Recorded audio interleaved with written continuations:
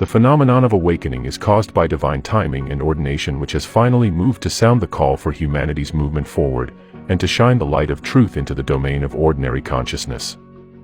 This is the time of the great purification for all of us, and for the letting go of that which needs to be let go of in order that each soul become free. There are some who will continue to feel hardened to their own inner process of learning and who will deny it in others, and there are some who will feel abused, or humiliated, or attacked, by their very own self and the inner life that is opening. What is important to remember at this time is that what begins in confusion will end in hope. What begins with distress at things that have never been experienced before, will end in a simplicity of being in an expanded space within the self that will bring greater peace and a greater capacity to share oneself with others in a true way.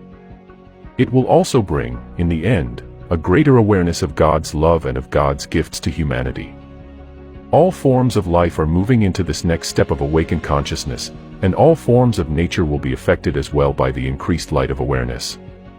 Yet, it is the human being who will be most acutely affected, since it is human awareness that is differentiated in the most subtle and complex ways, and that responds most to the emotional domain of existence.